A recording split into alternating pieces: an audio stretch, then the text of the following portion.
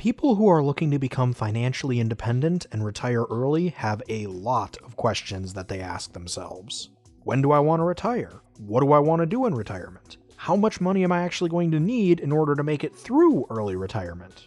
How and where am I going to get my money in early retirement? How am I going to pay the rising cost of medical expenses? And on and on and on it goes. I've already made some videos dedicated to some of those questions, and I'm sure eventually I'll have dedicated videos to all of them, but today we're just going to be focusing on that next to last one. Where are we going to get our money in early retirement? And for the early retiree specifically, are 401Ks, IRAs, and other tax-advantaged accounts really worth it?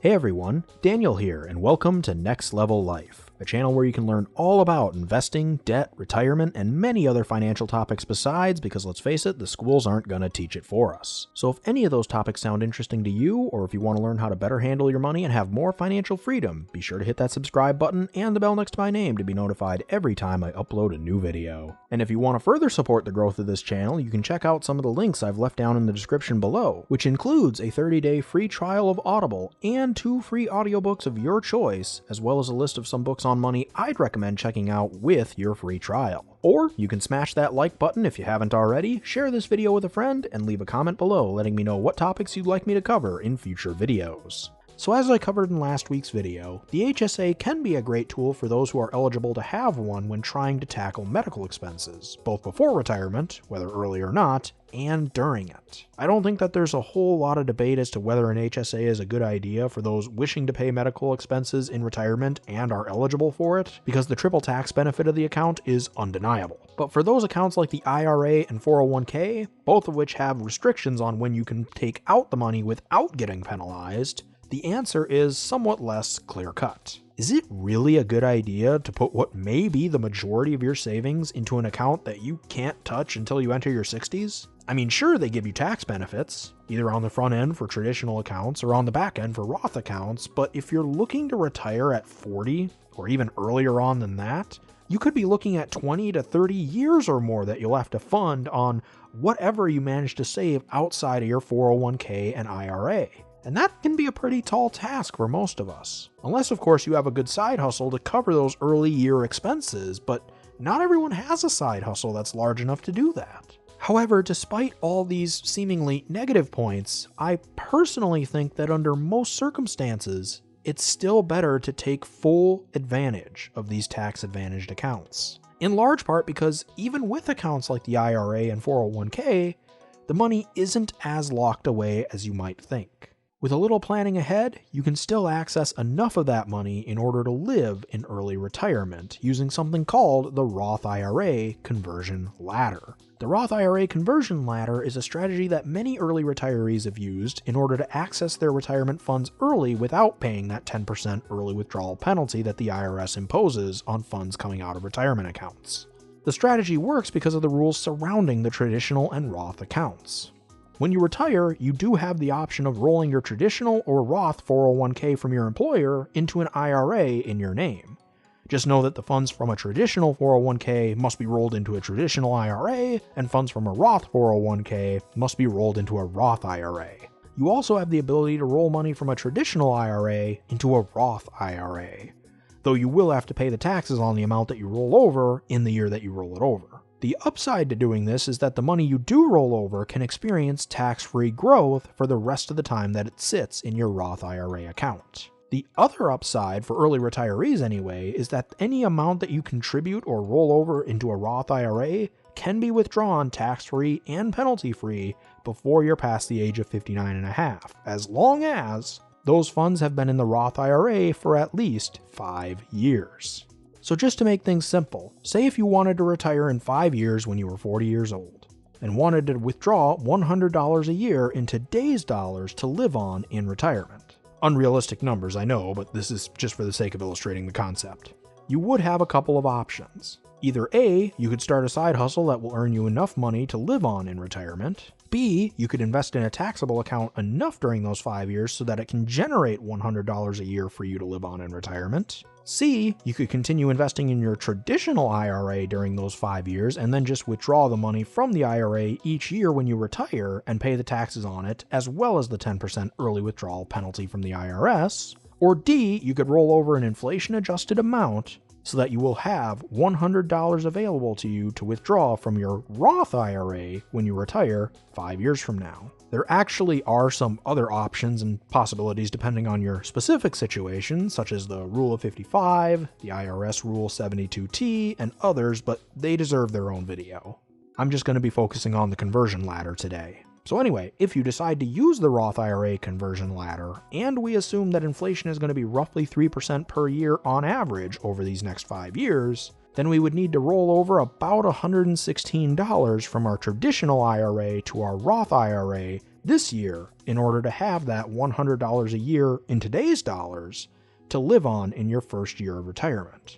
In year 2, we would repeat this process, adjusting for inflation once again, and roll over $119.41, since that would give us the equivalent of $100 inflation adjusted a year to live on in our second year of retirement. So as long as you take a little time to plan ahead, it isn't super difficult to get enough of your money out of your tax-advantaged accounts. And as you'll see in a minute, using those accounts and taking advantage of Roth conversion ladders can help you to solve one of the other major fears that early retirees have, which is not having enough money.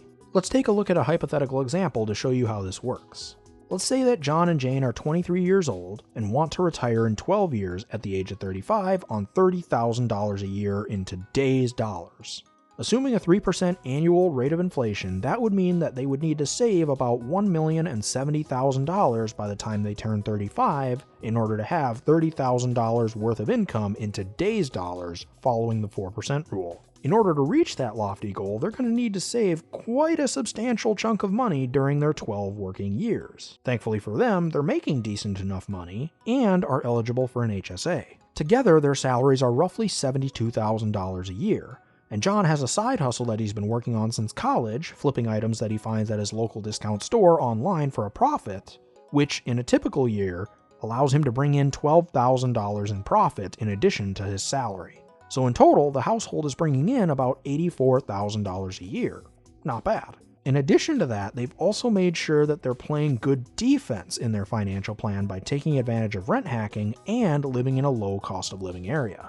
As a result, their budget looks something like this: $450 a month to their share of the rent, thanks to their rent hacking, $50 a month towards their share of utilities, again thanks to their rent hacking, $100 a month for car insurance, $250 a month for health insurance, $240 a month for food for John and Jane, thanks in large part to their decision to shop at discount stores such as their local Aldi as opposed to more expensive grocers, $30 a month towards eating out, $45 a month for their phones, $100 a month for gas, $40 a month for their car maintenance, $20 a month for their share of the internet bill, and $50 a month for all other miscellaneous expenses. In total, this brings them to about $1,375 a month, or $16,500 a year in expenses. It's certainly a tight budget, but thanks to their rent hacking and their determination to retire early, John and Jane should be able to accomplish their goal fairly easily. Especially if John is willing to keep up his side hustle after leaving the workforce, since that would immensely help to cover some of those early retirement expenses. But as I said before, John and Jane do have a couple of options here. They could use the Roth IRA conversion ladder to fund their early retirement and lower their tax bills by maxing out all of their tax-advantaged accounts, or they could ignore the 401Ks and IRAs available to them and just invest in a taxable account and their HSA to help cover medical expenses in retirement. If John and Jane decide to go with the HSA and taxable accounts, they will have a tad over $44,300 a year, or almost $3,700 a month, left over in order to invest in their taxable account after paying their $16,500 a year in expenses, putting the max of $7,000 a year towards their HSA, and setting aside roughly $16,200 a year for taxes. In total, between their taxable accounts and HSA, John and Jane would be investing about $51,300 a year towards their retirements, or about $4,275 a month. But if, on the other hand, John and Jane decided to max out all of their tax-advantaged accounts and later use the Roth IRA conversion ladder to fund their early retirements, they would be investing even more. Given their income and expense levels, they would be able to max out a 401k and an IRA for Jane and John, and possibly even a little extra into a solo 401k or SEP IRA for John's side hustle, but that's also a video for another day. And that's all in addition to their $7,000 investment into their HSA account, and still having a few $100s left over at the end of the month for their taxable accounts. Because their tax bill for the whole year would drop from roughly $16,200 to less than $7,500 thanks to all of these deductible investments. And in total, John and Jane are investing about $60,000 a year towards their retirements, or $5,000 a month in this scenario. So how much of a difference is this going to make in their total retirement nest eggs? Let's first look at how things would have turned out if they didn't take advantage of their 401ks and IRAs. Assuming an 8% average annualized rate of return over the long haul, John and Jane would actually not quite meet their $1,070,000 retirement savings goal by the time they turn 35, although they would be very close.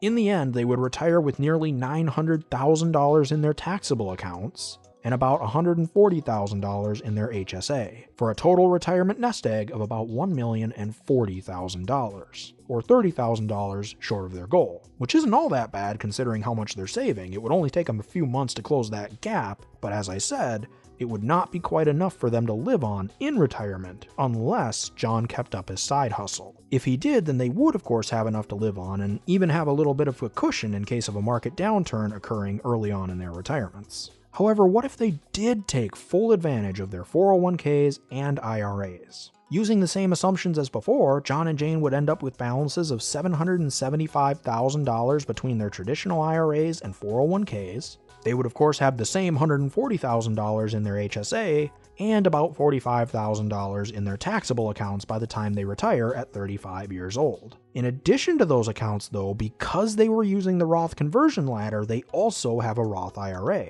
which is valued at over $226,500 by the time they reach retirement. This means that in total, their retirement nest egg is nearly $1.2 million, which is actually enough for them to live on in retirement with or without John's side hustle, and is a decent amount more than they had in the previous scenario. And that's not to mention the fact that they now have the freedom to choose where they're getting their money from in retirement. And this is important because money from a Roth IRA, of course, can be withdrawn tax-free. Money from an HSA can be withdrawn for qualifying medical expenses anyway, tax-free. And they can also use their money from their taxable account if they want, and if things got really, really bad, they could still withdraw from their IRAs and 401ks and just eat the penalty. But of course, hopefully that wouldn't happen, and they'd be able to just keep converting that money from those traditional accounts into their Roth IRA until they've passed the age of 59 and a half and were able to start using all of their accounts in the more conventional manner. So in the end, I believe that even if you do plan to retire early, it's worth at least considering taking advantage of your tax-advantaged accounts, because at the very least,